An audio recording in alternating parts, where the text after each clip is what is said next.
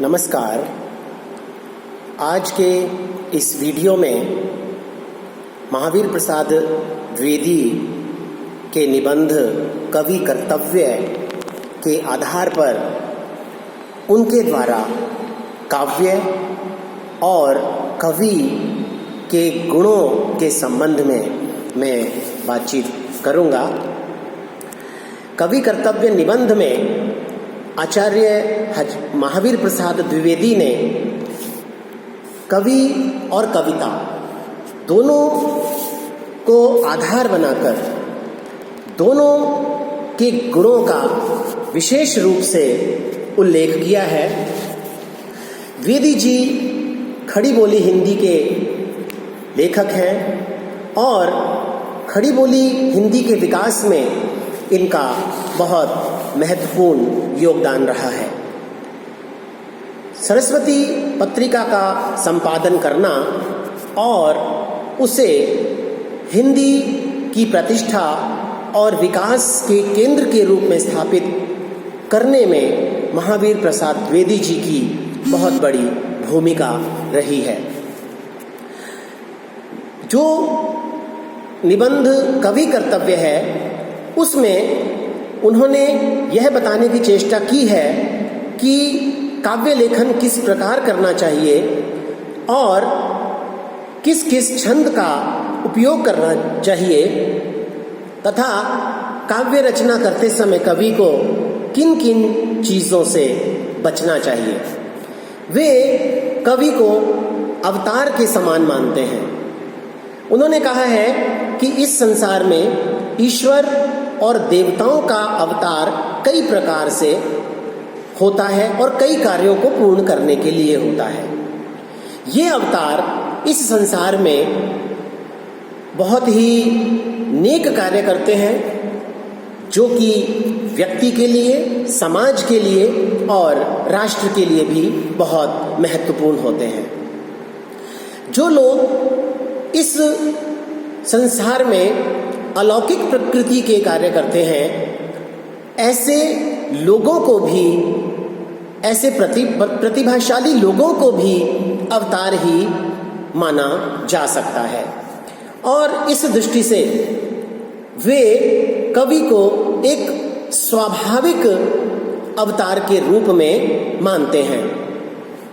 उनका कहना है कि कवि के अंदर वो प्रतिभा होती है जो कि सामाजिक, नैतिक और धार्मिक विषयों की शिक्षा देकर लोगों को और समाज को अपनी संस्कृति से जुड़ाव बनाए रखने की ललक पैदा करता है। कवि समाज की प्रत्येक स्थिति और परिस्थितियों को अपनी सूक्ष्म दृष्टि से देखता है और अपने साहित्य में उसी समाज का ऐसा वर्णन प्रस्तुत करता है जिससे साहित्य में समाज की झलक दिखाई पड़ती रहती है। द्विवेदी जी कवि को माँ सरस्वती का अवतार मानते हैं और यह भी कहते हैं कि वह कवि अपनी प्रतिभा संपन्नता से ऐसी कलात्मक और काल सापेक्ष रचनाओं का वर्णन, रचनाओं को हमारे सामने रखता है जिससे राष्ट्र का और समाज का कल्याण होता है। साथ ही साथ आने वाली पीढ़ी के त्याग और बलिदान की प्रेरणा भी कवि द्वारा रचित साहित्य देता है। कवि की कल्पना शक्ति और सूक्ष्म पर्यवेक्षण दृष्टि इतनी अलौकिक मानते हैं कि वह लोगों को एक ऐसी राह प्रदान करता है जो व्यक्ति को न केवल प्रेरणा ही देती है अपितु उसको सही मार्ग और सही दिशा की ओर भी ले जाती है। कवि अपने काव्य में जहाँ एक तरफ संसार का मनोरंजन करता है, लोगों को उच्च शिक्षा प्रदान करता है, वहीं संसार के लिए एक सर्वे भवन्तु सुखिनः सर्वे सन्तु निरामया की दृष्टि से भी जोड़े रखता है। कवि स्वान्तः सुखाय साहित्य की रचना नहीं करता, अपितु वह राष्ट्र और समाज के लिए प्रेरक साहित्य सृष्टि भी करता है। यही कारण है कि अपनी प्रतिभाजन्य शक्ति के बल पर वह इस दृश्यमान जगत के साथ अदृश्य जगत का भी साक्षात वर्णन करता है। इस प्रकार द्विवेदी जी का यह मानना है कि वर्तमान में हिंदी अपने संक्रमण काल से गुजर रही है। हिंदी के कवियों का यह कर्तव्य होना चाहिए कि वह व्यक्ति की और समाज की रुचि को ध्यान में रखें और ऐसी साधारण भाषा में काव्य रचना करे जो सबके हृदय में पुरानी कविता के साथ साथ नई कविता के प्रति भी आकर्षण और अनुराग उत्पन्न कर सके। केवल इतना ही नहीं, जो भी पाठक काव्य रचना को पढ़े उसके मन में नई नई उपमाएं, नए नए विचार, नए नए तथ्य, नए नए शब्द आदि समझने की योग्यता भी उत्पन्न हो। कविता लोगों का ध्यान अपनी ओर आकृष्ट करने वाली होनी चाहिए और साथ ही साथ उन्हें जागृत करने वाली भी होनी चाहिए। कवि कर्तव्य निबंध में द्विवेदी जी कविता के गुणों का भी उल्लेख करते हैं। वे कविता को एक ऐसी चीज मानते हैं जिसमें शास्त्रोक्त गुण भले ही न हो, लेकिन वह उत्तम कोटि की होनी चाहिए। कवि जिस भी रचना का वर्णन करे, जिस भी विषय का वर्णन करे, उसमें साधारण लोगों को, सामान्य लोगों को अपनी कविता का विषय जरूर बनाए। उसमें सामान्य जन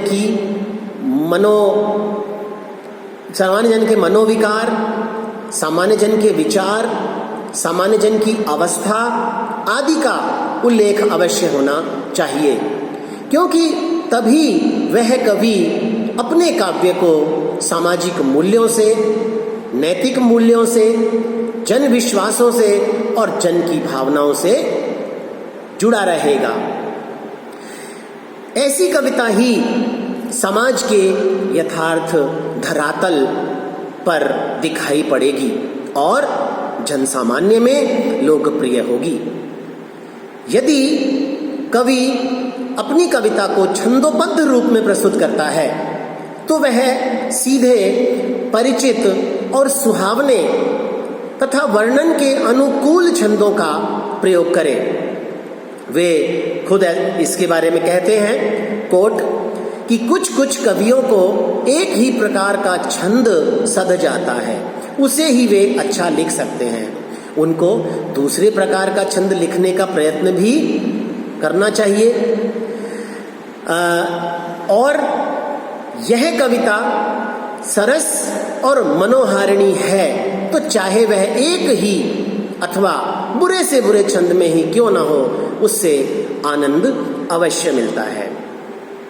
जहां तक कविता की भाषा के संबंध में द्विवेदी जी का मत है, उनका मानना है कि कविता की भाषा सहज होनी चाहिए, स्वाभाविक होनी चाहिए, मनहर होनी चाहिए और सबसे बड़ी बात कि सरल भी होनी चाहिए।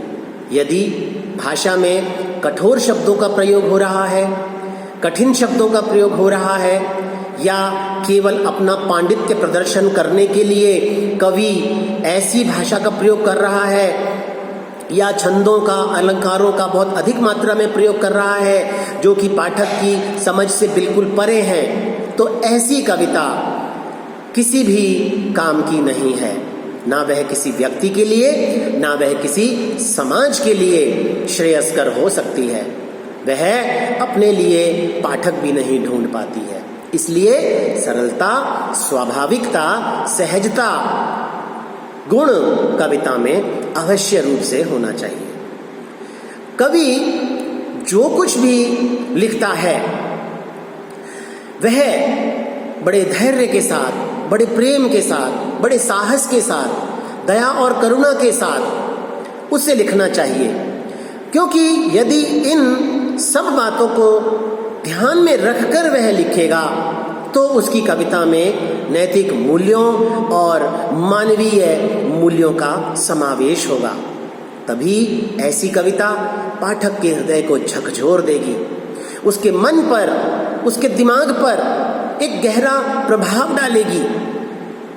और जहाँ तक बात है कल्पना की, तो कवि जब कविता में कल्पना का समावेश करे तो बड़ी सूक्ष्म पर्यवेक्षक दृष्टि से उपमा आदि अलंकारों के माध्यम से कुछ ऐसी रचना करे जो कि पाठक को अंदर तक झकझोर दे।